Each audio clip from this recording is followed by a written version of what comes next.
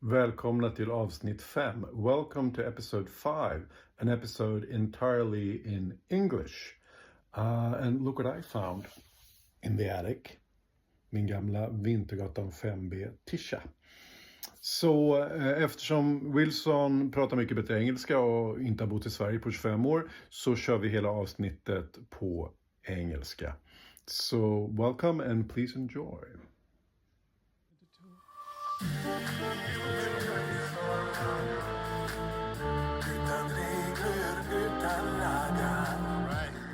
Galaxer i mina braxer. 13 juni.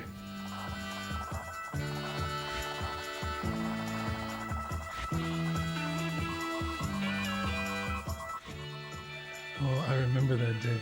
It was warm. Årets sommarlovsmorgon i Sveriges Television heter Vintergatan 5.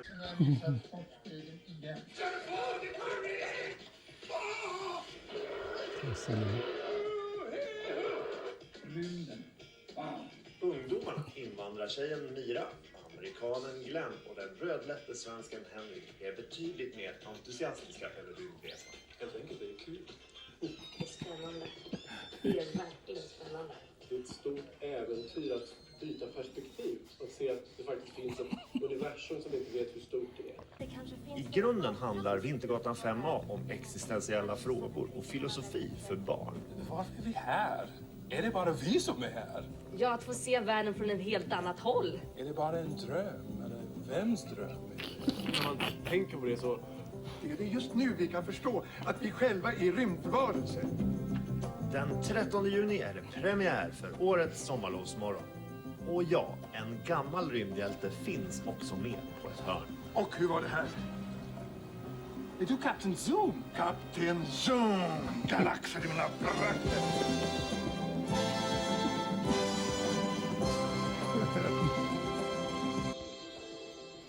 So yeah. En natt så dyker... Thank you very much. So we just throw ourselves into this old 25... Oh, thank you. 5-year-old adventure. Let's see, I'm not blocking everything. Oh, really? Yeah, it was 2001. You're born in Miami, Florida, Yes. in the very early 1970s. You studied. Yeah, Just give my age away. we're both gray. I still look good. And you studied at some kind of fame school, high school in Miami, right? Some kind of fame high school. Yeah. No, it was the second version of the fame high school. Yeah. The same creators moved to Miami, Florida. okay. They joined with the community college there and developed the whole program. And we became officially, my senior year of high school, official New World School of the Arts. Before then, it was Performing and Visual Arts College. Okay. And then somehow you got into a university or college in Texas and studied directing, theater directing. Well, several things. Yeah. Well, I was accepted with full scholarship for the theater directing program. And while I was there, I also took on African American Studies as a second major. And what is that? African American Studies. African American Studies is a study of the cultural history of race in America, including the slavery, including difficulties within racism and institutionalized racism, and the freedom movement of overcoming that. So there's lots of socialism, there's lots of social science, there's lots of literature, and really delving into what really happened in history instead, as opposed to what we're taught in high school. Yeah. You said there's a lot of socialism. That's not what you meant. No, social science. Yeah. Sorry. Is it easy? Do you have an easy way to explain what institutionalized racism is as opposed to like a racist slur on the street? Well, a racist slur on the street is a sign of behavior of psychological workings in our minds of prejudice and how it's easily released. Yeah, And a individual behavioral level. pattern. Yeah. That's simply released. Institutionalized racism is more based on a history of privilege that's constantly repeated, that's worked into the structures, into the format that institutions function on. And that goes across generations of things. So it doesn't matter whether you have anything directly to do with that today. Historically, the institutions that we live with many times are based on racist philosophies, and their foundation is institutionalized racism that benefited certain races, the white race in terms of America, based on the historical racism that the country was founded on. So even if the law doesn't permit racism or discrimination, there are other like traditions and kind of rules in the society that make certain groups disadvantaged. Yeah, and that's where institutional racism comes in. It's a built-in form of Vorteile. Vorteile for positive benefits that you don't seek out, that you don't have fördelar. to. Fördelar. Yeah. And the Nachteile. Nackdelar for those who are underprivileged. Yeah. And it has nothing to do with the people themselves. The institutions do it automatically. Yeah. Okay, thank you. And then you got a scholarship to go to Washington, D.C. and be like a director fellow and a director assistant and directing a version of Macbeth at the big arena stage. Yes. And then you auditioned for the acting program on the master's level at New York University on Manhattan in New York. Tisch School of the Arts. Tisch School of the Arts. So 7 years of university studies. I'm bringing this up because it is a common misconception that becoming an actor and performing on TV is something you can do because you have the charm, you have the looks. No, for many of us, it is a result of many years of training, education, going to see theater, having a professional mindset. And that's what makes you able not just to do one part, but to be able to do a multitude of characters and cooperate in many types of performing arts. Yeah. Exactly, because it's not easy. It is a conservatory, so you go really in depth into learning the craft, into voice, movement, dance, circus arts, yoga. The body must be fit, the voice must be fit. Yeah. That's intensive training. And on top of that, you're learning theory about scene study, about pedagogy, about possibly teaching, and then whether you become director, playwright, costume designer, that comes on top. Yeah. And the reason that we met is because that my professor at my theater academy in Malmö was a Romanian, and he had taught Americans in New York, and he knew other Romanian teachers in New York. Yeah, he knew Liviu that taught you. He knew the leader of the Columbia School theater program, etc., etc. So there's like a network of people who are highly advanced and who then left the Soviet Union. And some of them came to Sweden, some came to the US. And we met both of them, and we met them together, kind of. Yeah. Okay, so you graduated from Tisch, NYU. And then, before your American career even got really started, you decided to pack your bags and leave for Sweden. Yeah. And then you worked, and we worked together, and you worked much more than I did, who was also recently graduated. You did Grease, the musical Grease. You did a showstopper. We did a Shakespeare first. Yeah. That was my first job. That's how I began to learn Swedish. We acted in the Shakespeare comedy in Vadstena. Yeah, that's true. And you got this job as teen angel at Grease in Malmö, and you did Miss Saigon at Göta Lejon. Back in Stockholm, yep. And then you directed a play that I was in independent theater that we started, and then we did the TV show, and then you got a job in Hamburg. But more about that later. Now we have sort of in 1999, the two of us, together with some other people in Stockholm, decided to start a queer theater. And that was before the term queer was really used a lot or understood in the mainstream culture. So I wonder what made you interested, if you remember, if you can recall, because things have changed and words have taken on new meanings, and understanding of world. Yeah, the world is different now compared to at the turn of the millennium. But what made you interested in queer theory and a queer perspective on theater? I think most interesting for me was the idea of just hearing the phrase queer theory and examining the normal. And that rung a bell for me, because everything that I had done up until that point was mixing in different communities, of jumping from a minority community to a majority community to another minority community. And for some reason, I was always the liaison between these communities because I always fit in each community. And I found that interesting because I didn't understand why. Why are all these different me's inside of me? But yet, I never felt really completely whole. And when I heard about the queer theory and what that was, it piqued my interest. It was being done on the university level, and I was still quite intellectual at the time, and read magazines and read books. And because we lived not too far away from the Stockholm Universitet, going there and going to the library. And somehow we met Tina Rosenberg. Yeah.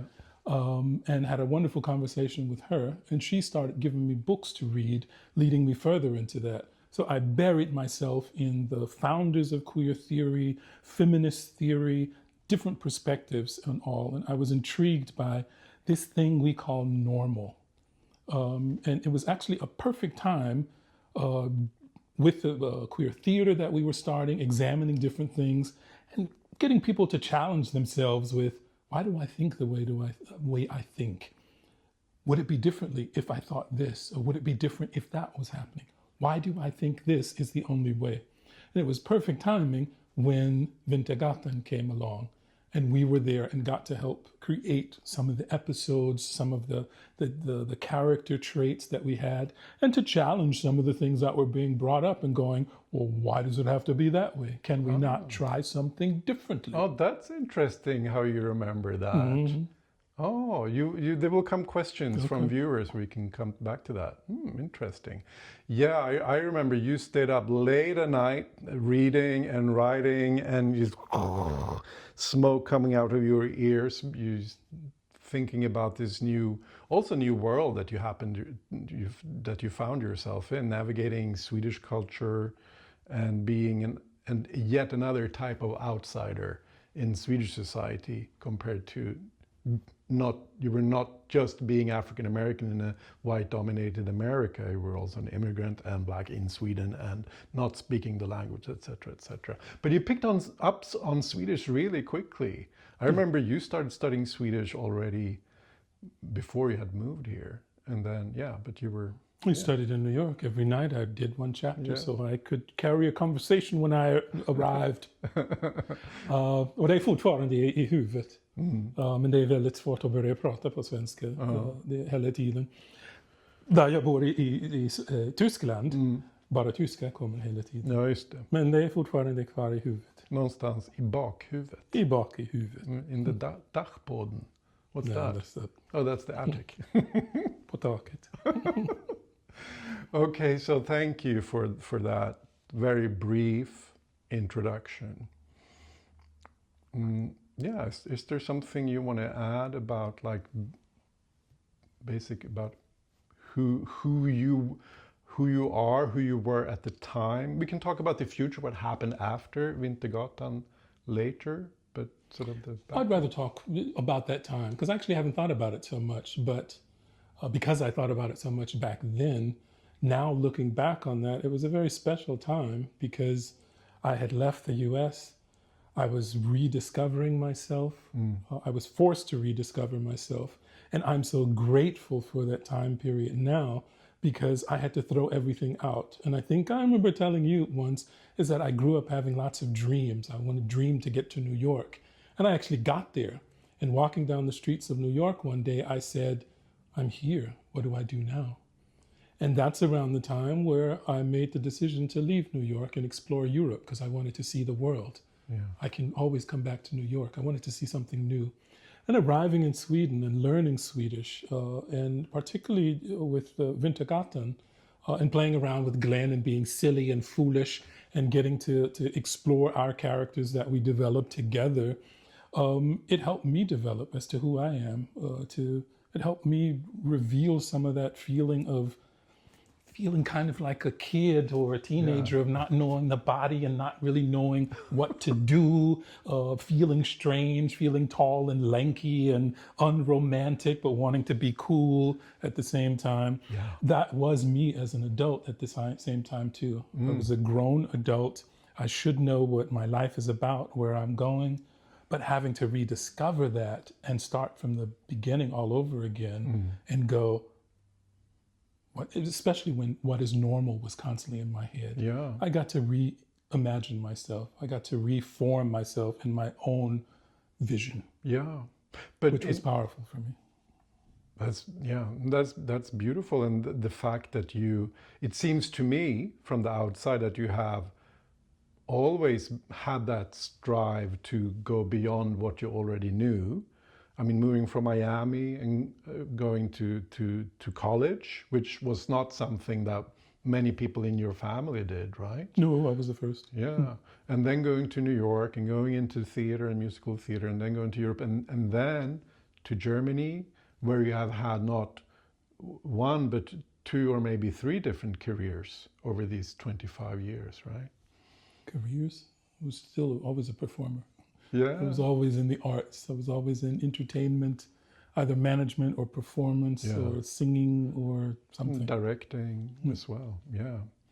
But maybe it's like that for many people, especially people who work within culture, that it never ends, the discovery. You may think as a young person that when I'm 30 or 35, then I'll definitely know who I am and what life is. But in my experience, there is always, when you come life to... is only beginning. Yeah, and when you come to one peak or summit, then you see the next summit, and it never ends really, if you don't want it to end, if you don't want to settle. And it seems to be... to me that you're not necessarily super willing to settle. Well, I think to settle is boring. Yeah. I was like, why settle? It's much more interesting to keep discovering something. Gather what works, what you like, and learn to repeat it and deliver it again, but always add on to it and move forward and find the next thing, jewel or whatever moment that enriches your experience of your life. I think you should never stop doing that. Yeah. Otherwise, you could be boring, and everybody else would find you boring. Yeah. And I'm never boring. If you may say so yourself. Okay, let's go into some questions from viewers. Bring it on. We'll start with my idol, and you are also familiar with William Spets. I know you saw Tore. Yes. So, as you may know, William has sent in questions to all the episodes. Okay. And here are the ones specifically for you and I. Hi, Wilson and Pelle. My first question is to Wilson. How did you find acting in the first place? And what brought you to Sweden all those years ago? Wow. What brought me to acting? How much time do we have? We can edit this down. So, the long version. We can cut it down, but there's a long version. Growing up for me, I was a very silent, very shy kid. I was the very youngest in my family.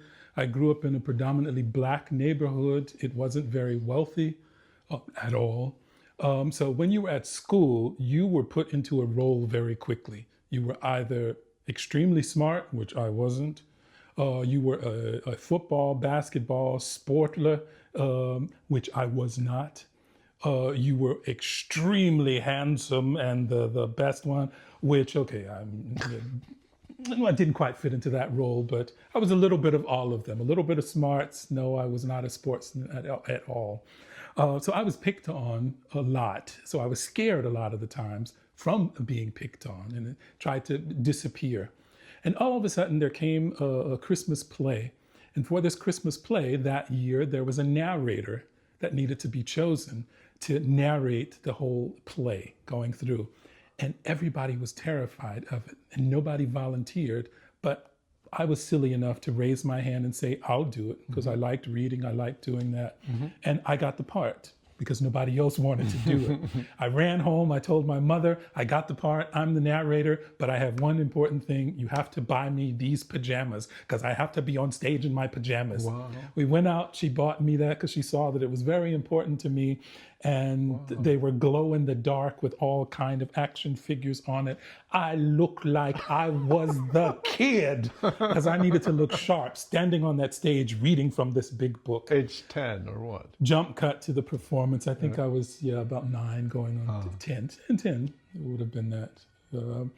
And got up there, I learned everything. I guided, and it was the kindergarten through the 6th grade, and each one had an act that they did. And every time it came back to me, and I narrated the whole production. And I was applauded, not the other acts. I was applauded because everybody found that was so brave to stand up there in my pajamas. They looked good, but to stand up in the pajamas, they were afraid of doing that. Yeah. And by doing that, I realized that was like a superpower. It was something that I wasn't afraid of doing at all. That was my spot on the stage, in the spotlight, leading and guiding a story for people who were sitting there watching attentively. And that was the beginning for acting for me. And I've never forgotten that moment. And I still, when I go on stage, I'm never afraid because it's that connection to the audience of them hanging on every word or movement that you can do. That's what I find exciting about acting. You got the bug. Yes, the bug got me. And it protected me for the rest of my time there because I was protected by the big tough sport guys. Really? I was given help and actually asked for help by the smart kids. Yeah. And the pretty ones, they liked having me around because I brought all of the pizzazz to the environments. Wow. It saved me. Beautiful story. Thank you, Mama. The second part of his question was, what brought you to Sweden? You can do your version of this. My version of that was you. Now, what really brought me to Sweden was I studied art history. I studied classical music, the history. I studied the history of theater. And so much of it was based in Europe and the rest of the world that I had never seen. I'd seen it in books and I'd seen it on, there was no internet back then, not with pictures at least. I wanted to see it. So I wanted to travel and I'd never been outside of the US. And that's around the time when you came to visit NYU and we met over lunch and became interested. And then I started traveling. We met in London, we traveled to Paris. Then I moved to Malmö to try in the middle of winter to see if I could live in Sweden. And everything was saying, yes, get out. New York will be there. And so that's what brought me to Europe. And to Sweden, it was you. Well done, bravely done. But I remember also that you told me that you were always curious about what lay beyond what you already knew. And I guess, your studies had opened your mind somehow. Yes, I wanted to see these masterpieces. Yeah. In person. Yeah, you went to Florence and everything later on. Florence is one place I still have to go. But I'm a huge fan and it's definitely on the list. What? I must go there. Yes. I beat you to it. Okay, William continues. And then I'm wondering, how did you get the part? I don't remember who suggested me, but Petter knew. It was me. Was it you? Yeah.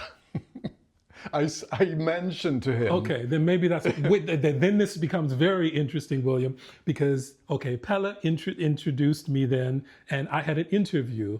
It was the Lindqvist.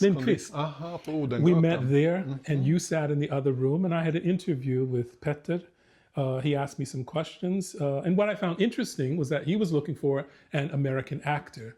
And interesting enough, American meant white American for him, but all he said was American. And all of a sudden, I showed up and I was African American, and he had to pause for a moment and go, "Well, why not?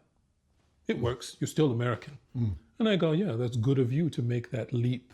Yeah. And that's where it actually all began, was that opening up that, what are the possibilities here? he hadn't really thought of what it meant to have a Black American in the character. But he went along with it, opened up with it, and every now and then accepted a challenge and said, hey, let's try it and put it in. While we were doing that, he was excited from that and said, let's do a workshop with the other 2 actors that were already chosen. And he said he was still looking for the third nerdy redhead character. What was his name, Henrik?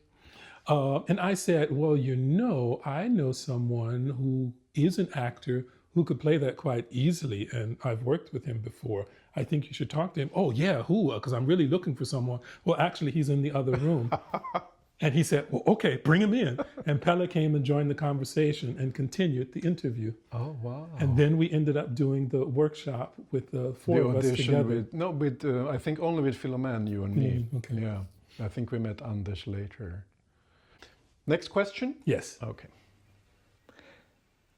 And my second question is to both of you. Talk about your experience of getting to know each other throughout that first summer. How did your relationship change and evolve with each other and the rest of the cast over those 2 summers? From getting that part in the beginning to finishing that second season after Planeten, which is a season finale that changed my life. Oh, that's sweet. How would I answer that? It's interesting because it all developed at the same time, simultaneously. We got to know each other. It wasn't just the actors who got to know each other. It was the crew. It was Petter as director. It was the makeup artist who was there, because we spent so much time together getting to know each other, talking about music, talking about some politics at the time as well. But it was really getting to know each other, and that developed along with our characters through the season. Because at the beginning of the first episode, we all got into a taxi cab together and didn't know each other at all. So it made perfect sense that we went occasionally into deeper conversations and challenging each other's views and getting to know each other's views and asking questions about that. So it seemed very natural in that sense, the development over time. The other thing that I noticed as a development for me personally, was developing the craft of working in the studio with the camera.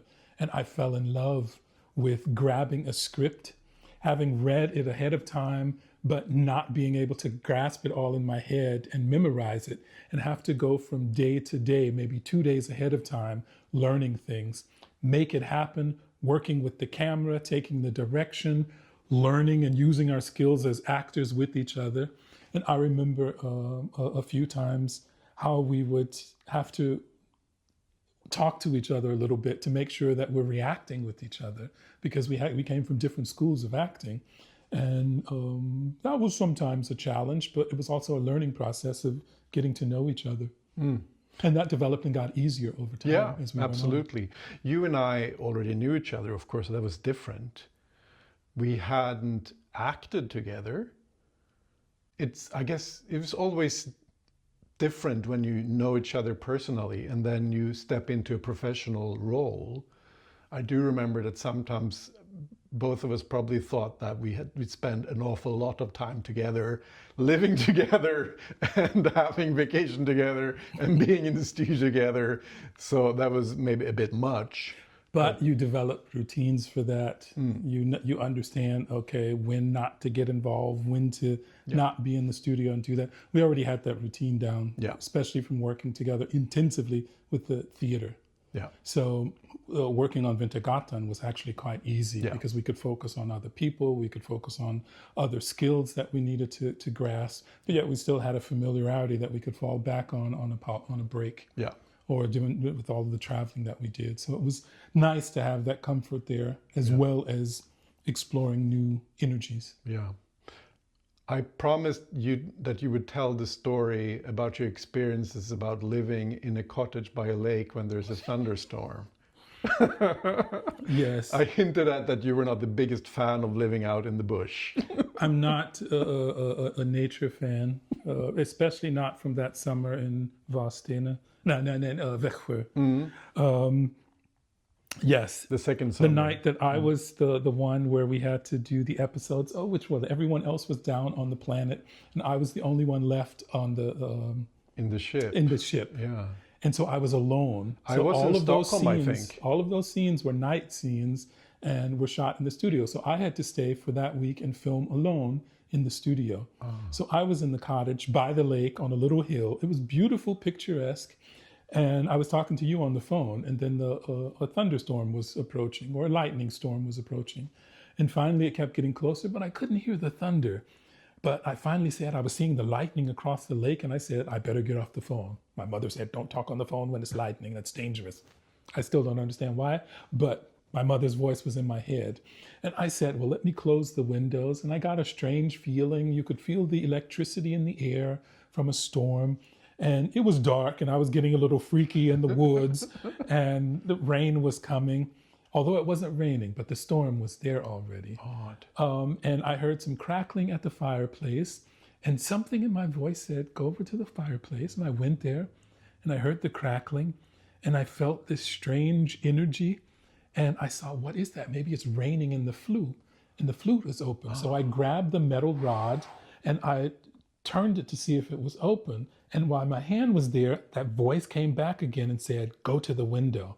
And it had an urgency, so I just followed, and I let go of the flute, and I went. And just as I turned, lightning struck at that point, later I figured out, struck the roof, came down the chimney, threw me towards the window, and I went over to the window, and my hand was on the windowsill. I was lying on the floor, stretched across the sofa, and I couldn't move. I was suspended somehow. Do you think you were hit? I was electrically charged. Wow. And that's what threw me towards the window. It wasn't direct hit, or I don't know, but I still say I survived being struck by lightning. But my body was so tense, I couldn't move. Wow. And it felt like it was 3 minutes that I was in that position, but it wasn't. But while I was struck there, I looked at the window, and I swear to you, the glass bulged out at me and went back in slow motion. It was a horror film. Wow. Glenn could tell the story, and it would have been straight out of a horror movie. Triple shit. But it was quadruple. It was really a terrifying moment, but I survived. I lay there on the floor. My body was so aching because my muscles had spasmed. Wow. And I slowly put myself back on the couch. And I slept on the couch that night, looking out the window at the storm that passed by. I woke up the next morning early, and I had to go to the studio. And there was another lightning storm that passed over. And I had to bike through the woods to get to that studio. I have never biked so fast in my life. The things we do for art. Yes. And I never want to do it again.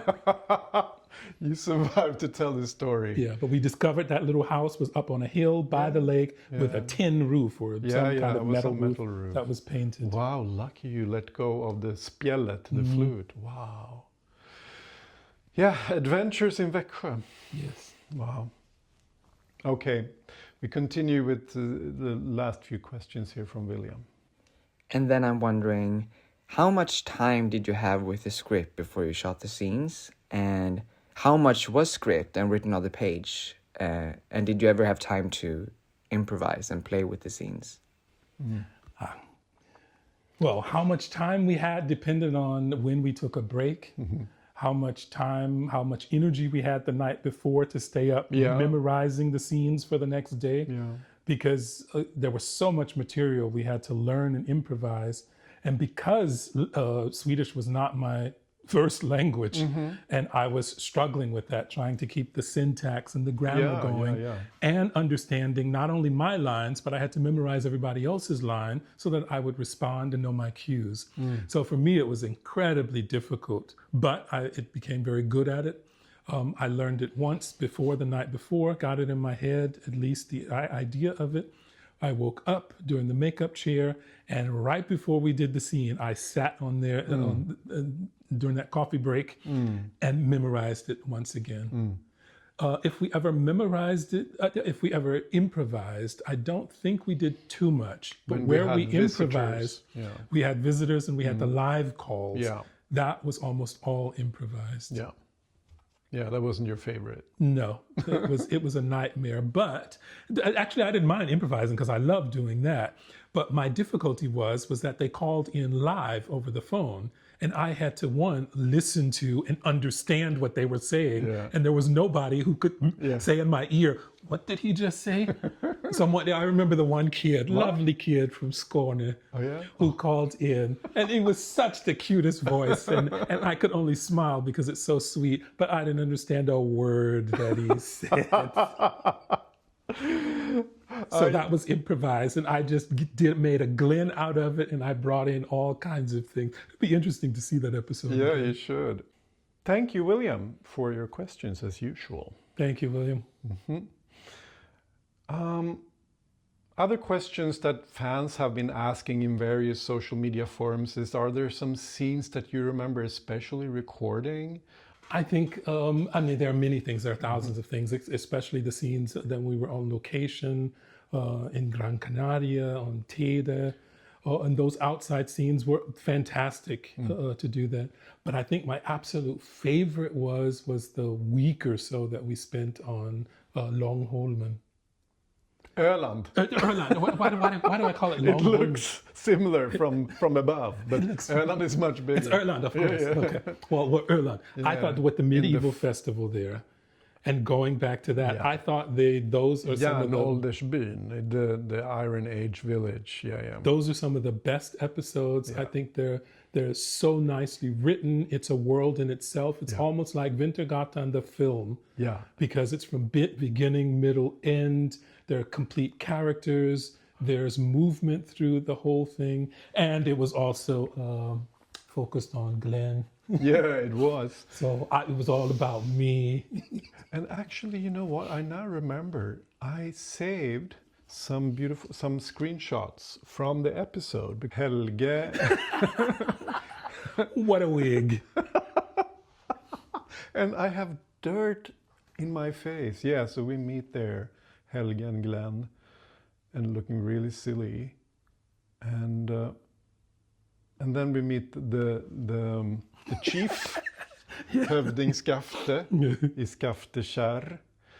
And there's also all sorts of drama. So you had chocolate or skokkelag, and you had like gifts, and you had to sort of navigate these new cultural codes and manipulate them so that you could basically not be killed by this really violent guy who sort of calls your bluff because you claims to be the hemvändaren when actually I guess he is. I don't remember the details. He was, and the Krövde thought that Hövding, I was. yeah, the chief. Yeah. I thought that I was, and he put us automatically in a battle between the two. Yeah. And I was in a battle, and I was terrified because I don't want to be here. Yeah. What I love about the episode is that it made everything was so easy because it really was who Glenn as a character was in that situation. He was thrown into a situation and had to make do with everything that was there. Yeah, we should look at this episode.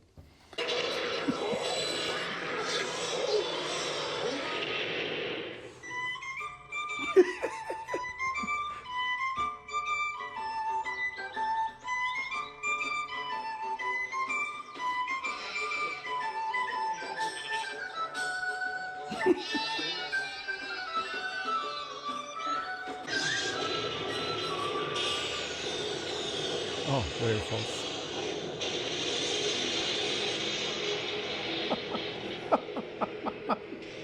Wow, man! Om det här är ett dataspel, då är det bra grafik. Otroligt bra grafik.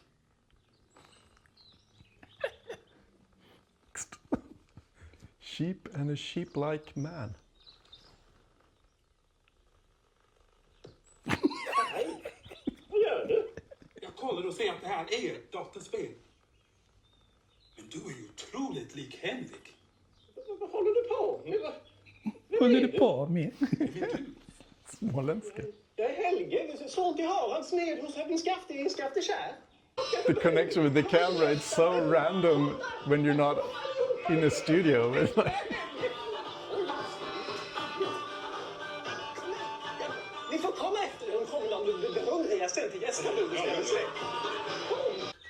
Man, this is weird. Det känns inte som ett dataspel. Vinden blåser, har ont i fötterna. Och fåren luktar det. Vi är snart framme. City boy. Känns det att vara tillbaks? Jo, det känns jättebra. Vad är Rom mot det här? Men du Helge, jag har varit borta så länge och det finns en sak som jag börjar undra. Vilket år är det egentligen? Ja, det är det 10:e året sedan Skafte tog över gården, om det är det du undrar. Inte riktigt. Och en månad sedan Ingrid kom från Esternas rike. Vänta tills du får se henne och hon strålar som aftonstjärna. Apropå stjärnor, du har inte sett något rymdskepp den senaste tiden? Du pratar så lustigt. Vad är ett rymdskepp? Never mind. Men har du sett sådana människor som, ja, eller med sådana kläder? Verkligen inte. Vilken färg. En märkvärdig väv. Det är en sån lyckad i just jag som har äran att föra dig till mig. Nu så är vi framme. Are you familiar with Åsa-Nisse? So let's see what hövding Skafte says here. Detta skockelag var någonting helt nytt. Har du flera skatter möjligen? Fickorna fulla. Vänta ska vi få se.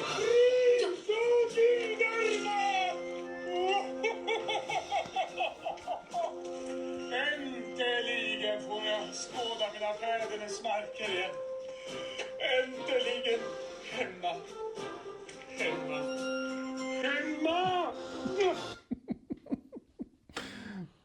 We are very generous with the acting in this episode.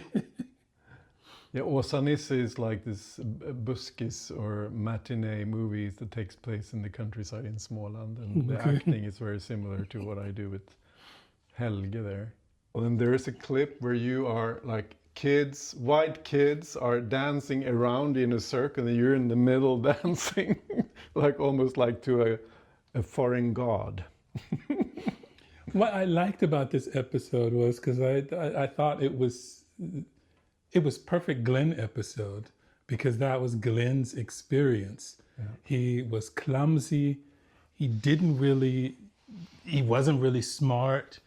He's not really cool, but put in an environment where people project onto him and they see positive things, and he starts to play with it and he starts to expound upon it. In his pajama.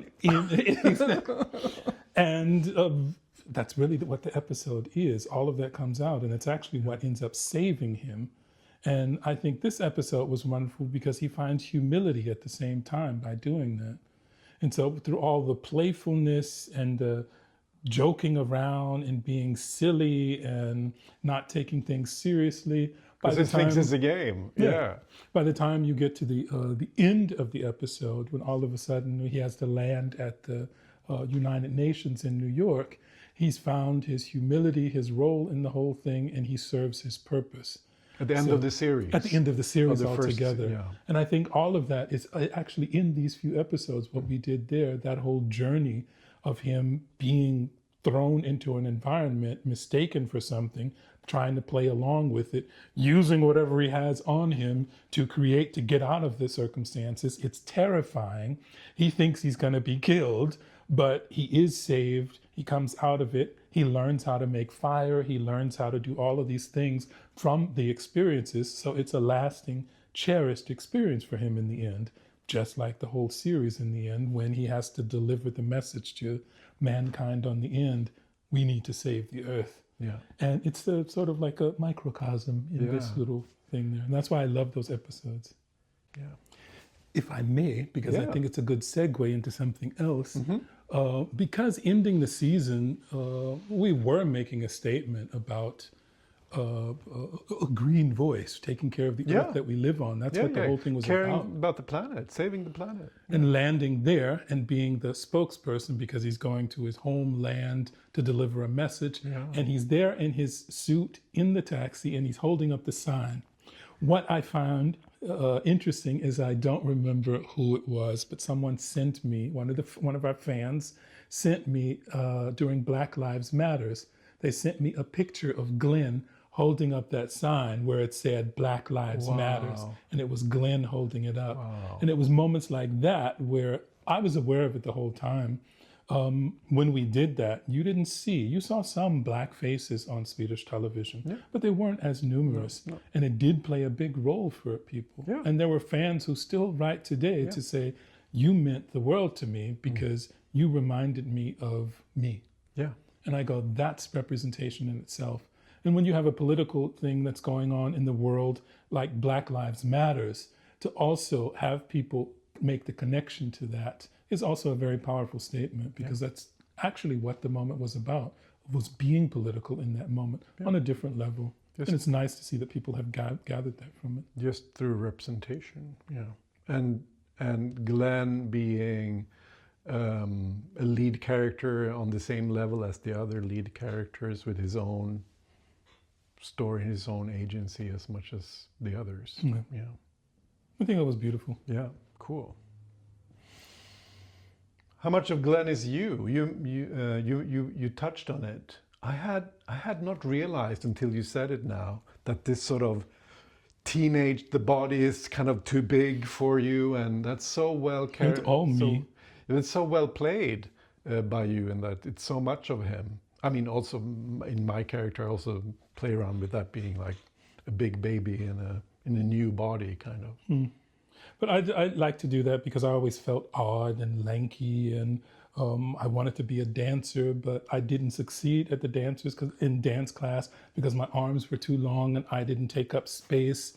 Because I'm a big guy, so I need to take up space, but I was afraid to take up the space, so I always felt lanky somehow. And of course I used that, but of course it's clowning technique too, so I learned to play with it and make it funny. Yeah. But what I think a lot of people never knew, I don't know if I ever told anyone at the time, but a lot of what I based Glenn on was based on Will Smith from Prince of Bel-Air. Yeah. Because I saw I remember resemblances to him being in the Beverly Hills, Beverly Hills environment, out of place, From using Philly. his coolness, trying to be something that he's not really. A lot of that is in Glenn as well. Yeah. So it's a mixture between Trying to be gangster, although you're not quite. Yeah. But I do remember, because Henrik's character was so different, so clearly uncool. Some of the kids who wanted a cooler role model really latched on to Glenn as the cool guy too. But I mean, that was not everything that was told about him. No.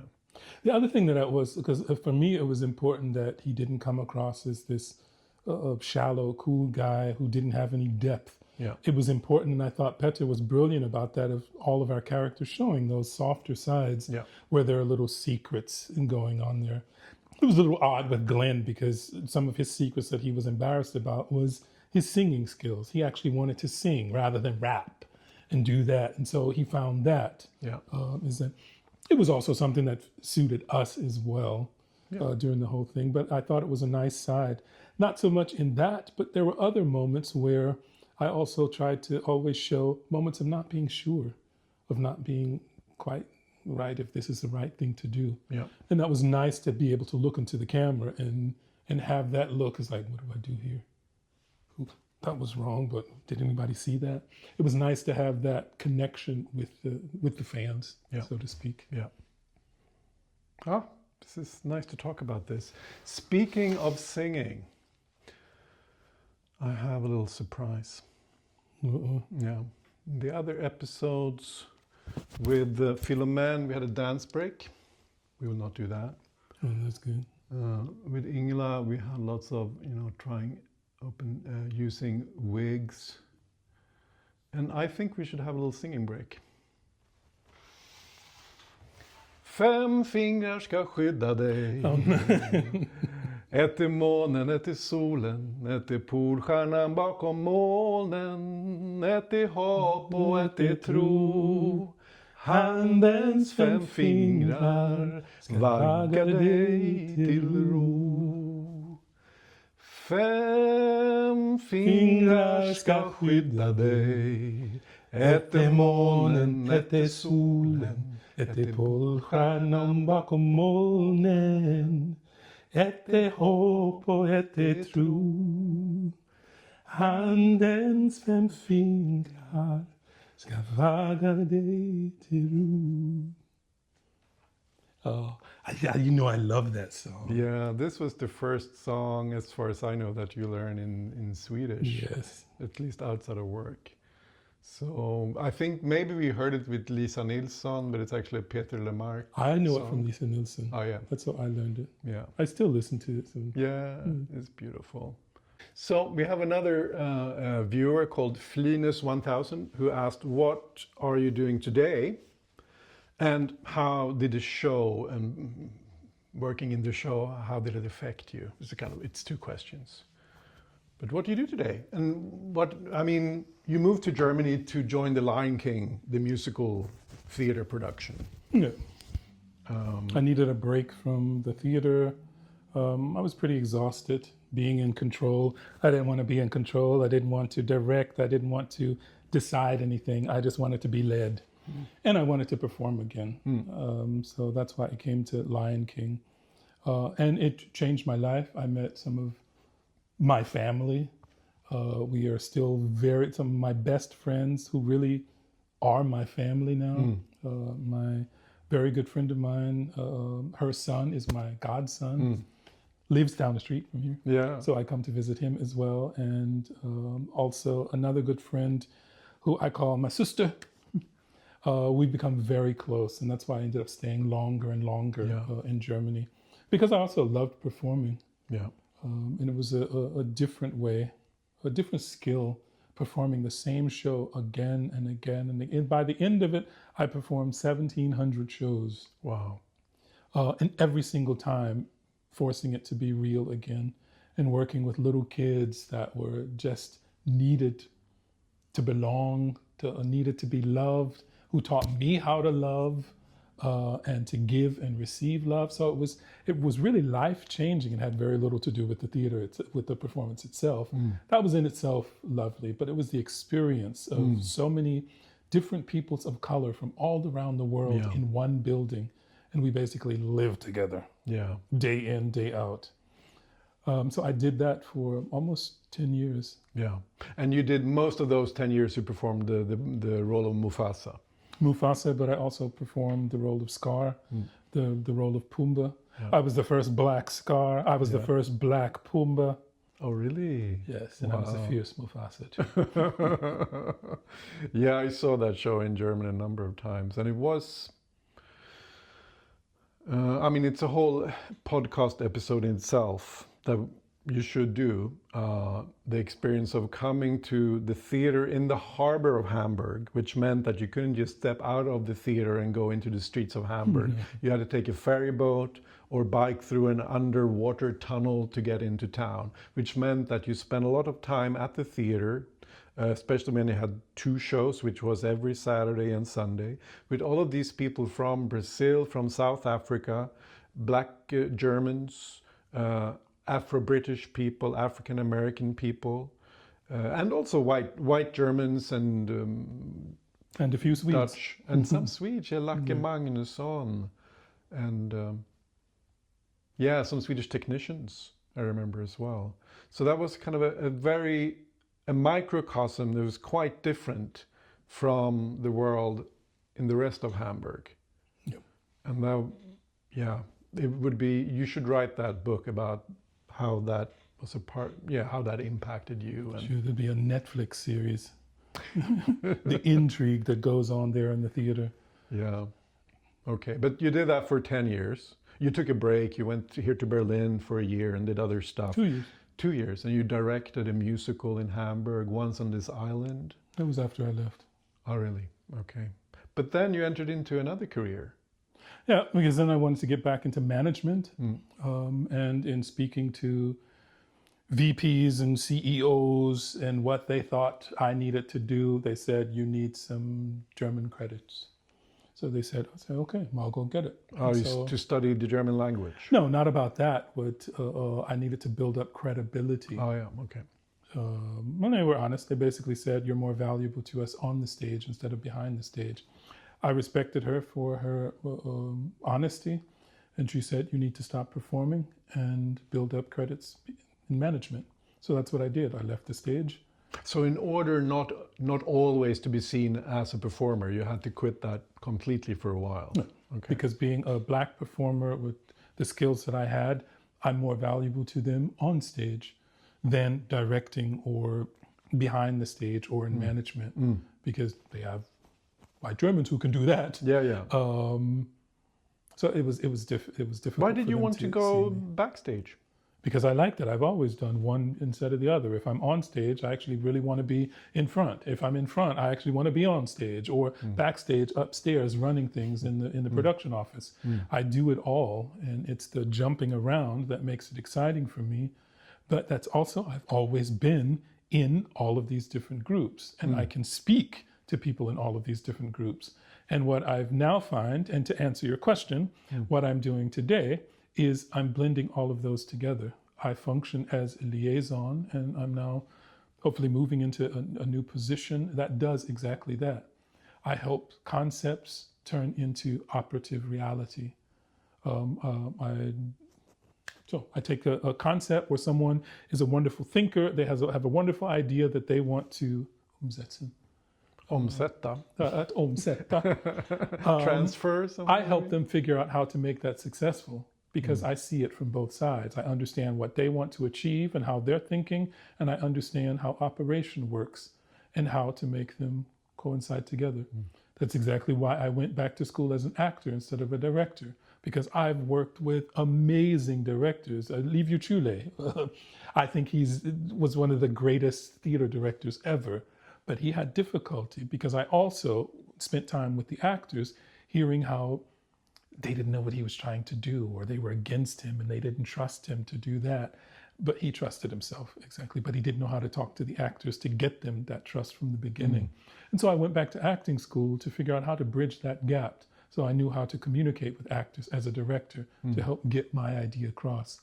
Now that training comes into play because I can see it from different sides. I know what a producer is looking for. I know how to convince them how to get the job done. So if I can speak with the person who has the concept, with the person who has to put it into operation, or the person who has to fund it, I help bring all of those things together to make things possible. And you have also been singing. You've been going on tours here in Germany. Yes. Yeah. There are two things. How I got involved with the cruise industry was as a singer. I had a fellow singer who had a contract that he needed to get out of. It was 2 months in the Caribbean. I was unemployed at the time. I was enjoying my break. He asked if I could jump in. The weather in northern Germany is awful around Christmas time. It was just after Christmas, and he offered me that. I said, gray, rainy, cold, or sunny, shiny Caribbean. Why not? I took it. And again, I met great friends. I had a great time performing. The shows weren't really my thing, and I didn't do it for that. But for 2 months, it was a great time. I had a lovely time as a crew member on a cruise ship, meeting so many different international people from all around the world. I can go to any country in the world and I automatically have a connection because I know somebody from there somehow. And that was great, and I loved that. That was some 15 years ago. That was, 15 years ago. And they asked me to continue, and I said, no, thank you. I'm an artist of a different type than what you need. But I will help you with management, because you need to be better organized. You're working with artists and you need to understand their perspective and get them to work better for you and produce. And that's how I started as theater manager. It became more complex. I moved up. I became the entertainment manager, responsible for bigger planning, greater plans, more contact with the shore side. And then they kept expanding, so they needed someone to take care of the whole fleet. And that's where I became the traveling supervisor who would train the people to take care of the artists on board. Okay. You said you've been traveling the world, and you have seen so many interesting places and so many beautiful sunsets that you sometimes document on your social media. When I have time. So Andrea asks, did you yourself have a meaningful film and TV experience in your childhood? I was trying to think. I mean, Sweden's television, and I talked with Anders Linder about this, had so many I mean, for kids, whatever you see on TV becomes that you like and that talks to you becomes really powerful. For me it was this 5 myror, fler än 4 elefanter, and Vita stenen, which was this kind of mysterious children's book that was made into a beautiful TV series. And you just took everything in, and at different ages, you were really strongly grabbed by different types of stuff, comic books or more. Oh, I saw Watership Down, Den långa flykten, the animated version of the novel, Den långa flykten, which is about this group of rabbits. And Fiver, who has these premonitions of some catastrophe coming, he sort of alerts the others, and some of them decides to flee. And you later learn that's because they're building some houses or a road where the colony was. So they flee and they find this paradise place called Watership Down in the south of England. So engaging, in beautiful music by Simon and Garfunkel in the movie. And when I was 16, I went on my first interrail trip with trains through Europe to go to seek for Watership Down. That was a big influence. Watership Down that I saw with my bestie Thomas when we were like 7. I think there were a number of different TV film experiences. I'll mention a couple of them. One of them, acting-wise, was a black film. I can't remember the name of the film, but it was with Richard Pryor and Cicely Tyson. And there was one particular scene where it's a comedy, a silly comedy, and they go inside a junk store. It's a runaway. They're trying to get away from someone who's after them. Yeah. And it's just a silly scene where he has a light bulb in his mouth and he pretends to be a lamp. Okay. And she just makes this silly face. And it was the silliest thing in the world, and I could not stop laughing about it. That gave me a desire to play with humor as an actor. What's her name? Cicely? Cicely Tyson. She was married to Miles Davis. Yeah, it's a Bustin' Loose. Bustin' Loose. Yeah. Badass kid scene. Okay, Bustin' Loose. We have to look that up. We'll see if we can put a link in the. What's it going? It's the scene that's later in the film. The bus breaks down, and someone is after them, and they run into this junk shop, and it's just a silly scene, a very tiny little moment.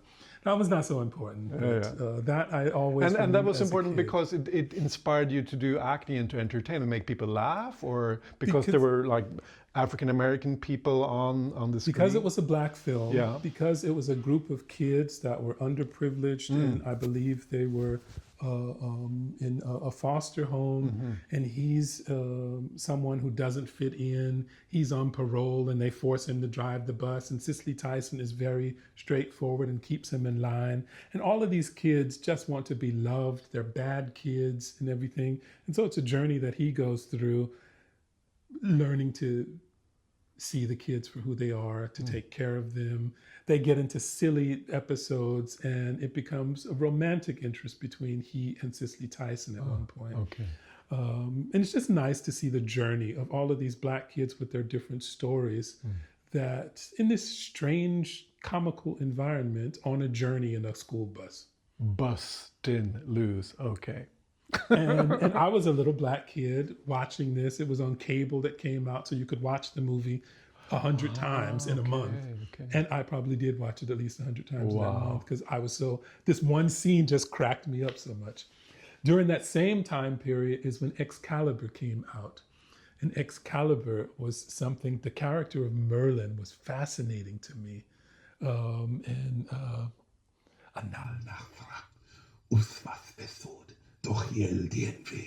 will never forget it. And he would do, this was his spell that he would draw, the dragon's breath.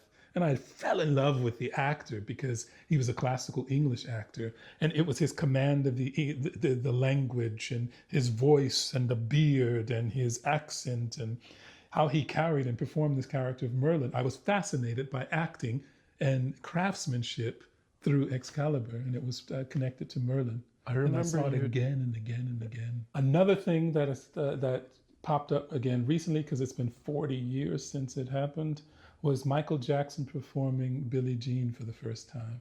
Ooh. I remember that night being in front of the television, sitting there watching him perform and go, who is this black man who is being like an alien on stage? Yeah. that normally people would make fun of him, would laugh at him, but it reminded me of being that kid in my pajamas on stage alone and daring to do that and being rewarded for it. And that it was Michael Jackson. He set his career from that one performance. And it was a fabulous night. And the anniversary was last week or two, 40 years now. What is something that you look forward to in the coming months or maybe year or years? What's happening? What do you think will happen? What do you wish will happen? What I really look forward to is a really good friend of mine is opening up a cafe and venue.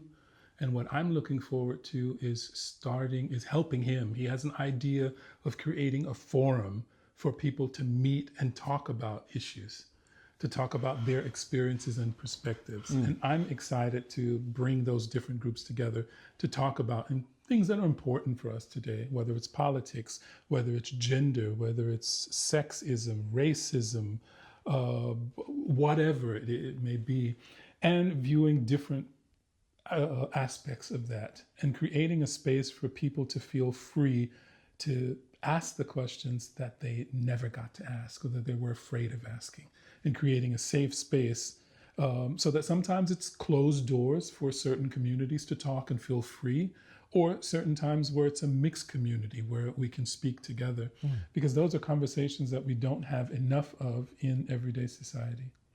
I'm extremely privileged and so grateful that I have people around me who are artists, who are thinkers, who are feminists, who are activists, who are involved, engaged, who could give me a chance to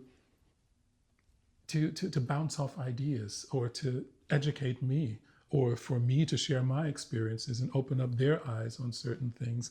And I want to help give people that opportunity who don't have that in their everyday lives. Because I think we're stronger as a community the more we know about each other and the more we share in helping each other through our difficulties. And that's what I'm hoping that we start with this summer, moving into it, taking it into hopefully the web. And my portion of that will be connecting it to curating artists who are connected to that. For example, creating 1 month where we have a certain topic, where each one day out of the week, we discuss those topics from 3 different perspectives. And then at the end of the month, we have an artist who fits along with that, who also shares their viewpoint as well. So allowing opportunity for people to connect with sometimes intense topics, but using theater, using music, using dance, using the arts as a way in. So we use emotion and an emotional connection instead of a psychological, theoretical connection. Because I think that's much more powerful, because, hey, I'm an artist. And if people want to know more about this, is there somewhere to look or some search words? I'll have to get back to you and we can put it in the on the site. Information, you're thankful for the people that you have met. They're activists and they're influencing you. I'm very thankful that you came to this little podcast and that you came to my life and to Sweden and helped me see the place where I grew up in a new way. And I think hundreds and thousands of young people in Sweden to see different versions of what a young person can be like, look like on Swedish television and in Swedish society. It's so important that we understand that being a human being is not one thing, that we have so many backgrounds, stories, perspective. And when we meet in safe places, like the TV show, like that studio, like that story, I think was a safe space because it was a light-hearted thing. We knew we would survive. We didn't think that maybe Glenn would die in the Iron Age, and we could trust the makers of the series that everything would happen, will have a happy ending. And I think our TV show was a safe space for lots of kids who needed friends and who enjoyed our company. And it's been a safe space here, I hope, for you. Of course. It's been for me. And I think it's important that we keep having conversations that you will have with your friends in Hamburg and online from the summer, and that we have had here during this podcast for 5 episodes. Maybe more will come. We don't know as of right now what the next step will be for this particular podcast, but probably something more will happen. But it's been great to meet you Anders, Philomen, Ingela. We had a meeting with Iris, a 12-year-old new fan. And thank you so much everyone for participating. Tack för alla som har tittat. Det är nu många tusen som har tittat på de här olika avsnitten. Thanks for all the questions that you have sent in and for your engagement in our project and our communications. Våra liv blev en saga utan regler och lagar.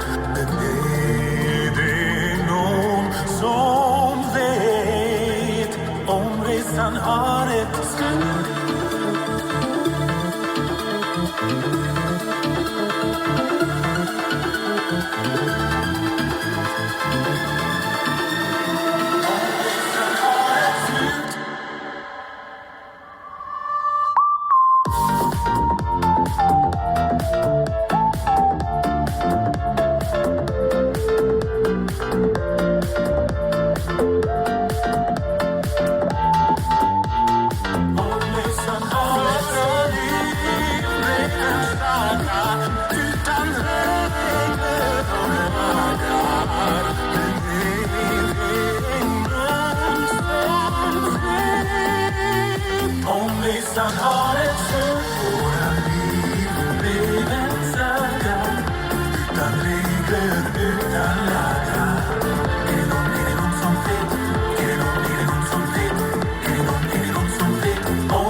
Sun